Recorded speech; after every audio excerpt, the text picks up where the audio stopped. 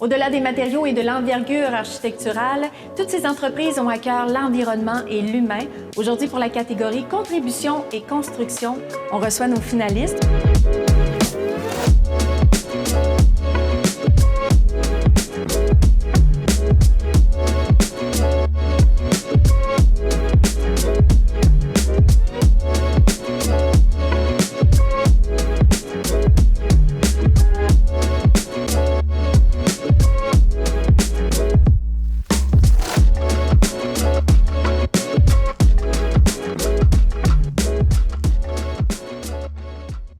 Bonjour.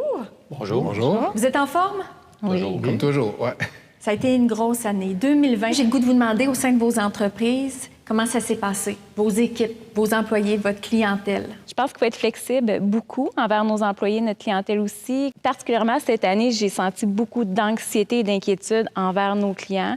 Il faut être présent, s'ajuster encore une fois pour tenter de faire en sorte que tout le monde soit bien à l'intérieur de ça, là. Vous êtes adapté au contexte actuel chez vous? On s'est ajusté. Là, on a travaillé d'autres façons innovantes, c'est-à-dire les visites se faisaient beaucoup de façon virtuelle au niveau de la location. Puis ça a bien fonctionné. C'est quelque chose dans lequel on n'aurait jamais, je pense, pensé. C'est quelque chose qu'on a fait. Puis je vous dirais que l'ensemble de nos locations se sont bookées là, pour le 1er juillet. Il faut dire que les gens étaient plus que jamais à la maison avec le confinement, cherchaient un bien-être. Qu'est-ce que vous en pensez de votre côté? Oui, en climatisation, ça a été une année assez mouvementée.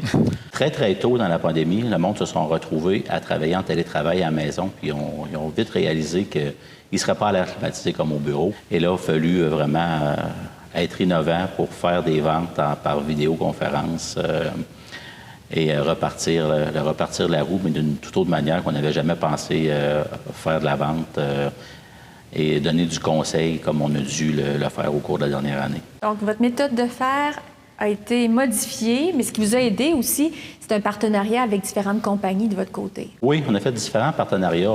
Quand la demande a explosé, la demande était très, très, très forte, mais ce n'est pas dans tous les secteurs d'activité. Donc, je connais plusieurs de mes compétiteurs qui ont été à une autre époque, mes clients, mais j'ai pris du personnel de plusieurs d'entre eux.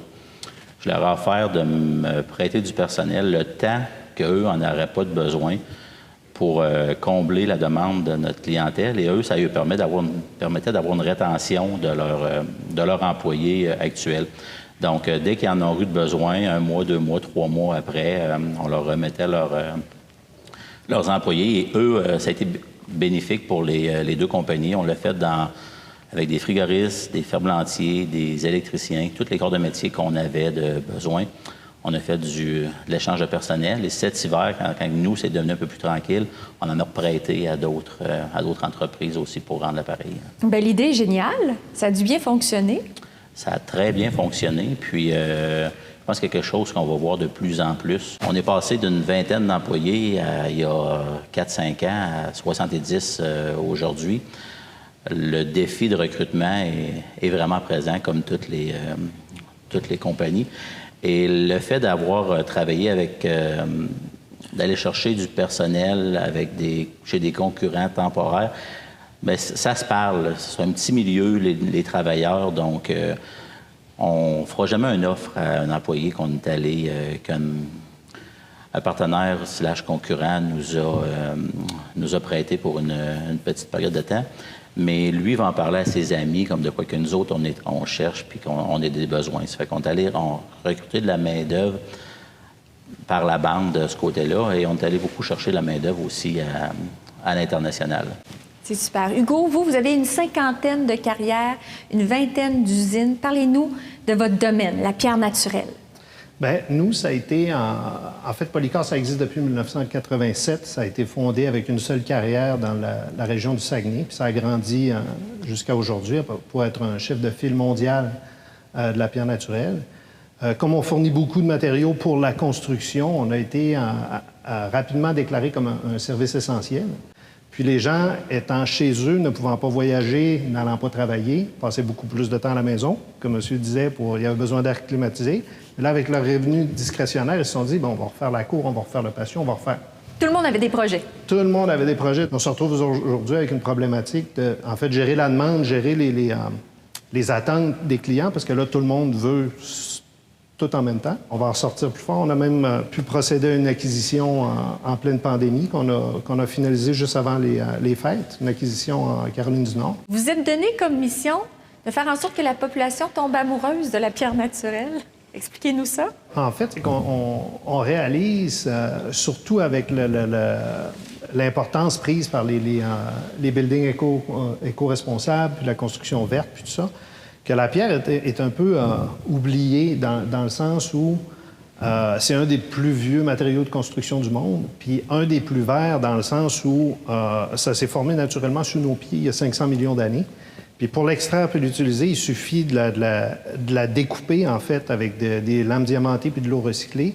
Dans quelques années, des constructions qui ne sont pas vertes, qui ne sont pas éco-responsables, il n'y a plus personne qui va vouloir acheter de ça. Donc, on s'est donné comme mandat, non seulement de faire en sorte que les gens en redeviennent amoureux, mais de devenir nous-mêmes carboneutres en 2025. Donc, pas en 2050, dans 10 ans, peut-être. Là, dans 3 ans et demi, on a un plan de match, tout a été établi. Une belle mentalité.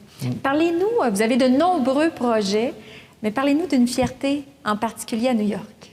En fait, c'est Michael Arad, l'architecte du mémorial du 9/11 à New York, où les tours se sont effondrées, qui est venu vers nous parce qu'il y avait un projet de construire une addition à ce mémorial-là qui était pour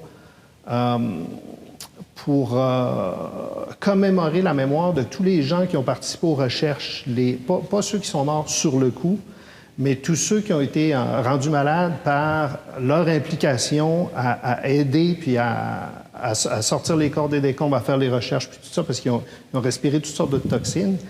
Puis ils estiment qu'il y a des milliers de personnes qui sont mortes de ça, puis on ne saura jamais à quel point il va en avoir. On ne saura jamais... ces gens-là n'auront jamais leur nom sur une plaque commémorative. Donc, ils ont décidé de faire ce mémorial-là. C'était un projet pour lequel on était fiers, non seulement parce que techniquement, c'était pas impossible, mais extrêmement difficile à réaliser, mais aussi pour le symbolisme de ce mémorial-là. Oui, colossal. La tâche n'était pas mince, hein? Ouais. Mais en même temps, un clin d'œil au passé, puis un hommage. Oui, exactement. François, en 2020, 4 gros projets qu'on qualifie engagés. Qu'est-ce que ça signifie dans votre verbatim? La pandémie, elle a mis l'accent sur sur la santé mentale des gens. Donc, les gens ont été confinés, ils ont été pris à l'intérieur, ils n'ont pas pu voir leurs amis, leur famille. Donc, ça a été vraiment un coup dur pour tout le monde. Donc, nous, qu'est-ce qu'on a fait? C'est qu'on s'est dit, bon, à quoi va ressembler l'immobilier de demain? On avait déjà commencé à planifier, étant donné qu'on est très présent dans différents marchés. On avait déjà commencé à planifier les tendances qui se passaient sur la planète au complet. Okay? Sur la planète. On a vu une certification qui était une certification WELL. Le WELL, c'est une certification qui est vraiment basée sur la santé et le bien-être de l'occupant. Donc, tout le monde connaît le LEED. Le LEED, c'est le bâtiment environnement. Donc, c'est des techniques de construction qui permettent d'avoir un bâtiment éco-responsable. Le WELL vient du même organisme. Donc, c'est traité par des scientifiques, des médecins, des professionnels qui viennent te donner une étape indépendante pour dire que ton projet est certifié WELL. On va être les premiers au Québec à aller chercher cette certification-là pour un immeuble multirésidentiel. Puis on a 2 de nos projets qui sont actuellement en construction, qu'on va livrer d'ici les prochains jours, au début juillet. Habitemu, qui est directement sur le boulevard Laurier, et le UP, qui est dans le Bourgneuf. Merveilleux, wow! Karine, si je vous demande de nous parler de votre entreprise, comment vous la décririez, le nombre d'employés? Nous, de notre côté, on se spécialise en fait dans les quartiers centraux de la Ville de Québec, donc avec des projets innovants, différents, adaptés à la réalité d'aujourd'hui. On est toujours aussi proactifs à trouver des nouvelles idées là, pour faire en sorte que nos projets se distinguent. Par exemple, je pense au projet Gordon sur la rue Commissaire, où est-ce qu'il y avait un terrain vacant qui servait de stationnement, qui était moins intéressant côté visuel. On est allé travailler un projet 3 maisons de ville à la verticale. Donc, on est les premiers à avoir créé ce type de projet-là dans la ville de Québec. Et au niveau de l'espace de vie, où est-ce qu'on passe le plus de temps, on va chercher des plafonds de 12 pieds, par exemple, avec la grande fenestration pour aller retrouver la luminosité naturelle, des terrasses au toit, des terrasses végétales aussi, notre côté là, plus vert. Si on veut, on va le rechercher de cette façon-là.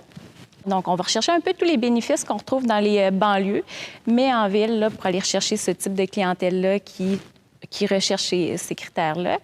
Puis, c'est ça, on s'adapte à la nouvelle réalité d'aujourd'hui. Là, donc, on est allé de plus en plus dans nos projets intégrer, par exemple, des espaces de télétravail à la maison. Donc, vraiment planifier un espace comme ça à l'intérieur de la propriété. Donc, c'est des choses qu'on vient s'ajuster, là. L'urbanisme, c'est également important pour vous. Oui, de s'assurer que le projet s'adapte bien, il est bien implanté dans le secteur dans lequel on le construit. Là. Donc, côté architectural, là, on est soucieux là, de faire attention là, à l'ensemble du secteur là, pour que le projet s'intègre bien. Tu peux rajouter à ce que tu dis. T'sais, on fait des gros bâtiments dans des marchés assez précis, dans des quartiers. C'est les gens qui vont consommer nos bâtiments. Donc, on doit être respectueux envers ces gens-là en processus de pré-développement. Donc, avant de présenter les premières maquettes, leur expliquer quelle direction qu'on prend, pourquoi qu'on la prend, pourquoi qu'on choisit tel type de matériel. Parce que souvent, bien, sur les chantiers, les camions passent, ça fait de la poussière, ça vient sale. Il faut être en mesure de bien répondre à ces questions-là. Puis l'acceptabilité sociale est un élément dans le monde d'aujourd'hui qui devient de plus en plus présent. Le citoyen ne veut pas avoir de construction dans sa cour, il ne veut pas avoir un mauvais promoteur. De là, l'importance de toujours bien communiquer puis de faire des projets qui sont vraiment adaptés au milieu. Puis le futur de l'immobilier va passer par là. Puis plus que ton immeuble est engagé, plus que les gens vont l'accepter. Donc, c'est le futur de notre travail qu'on est en train de voir là, actuellement qui se déroule. Vous ne manquez pas de projet, vous ne devriez pas manquer d'ouvrage non plus. Alors, on va vous souhaiter bon succès, puis merci d'avoir été avec nous. Merci. Merci à vous. Merci.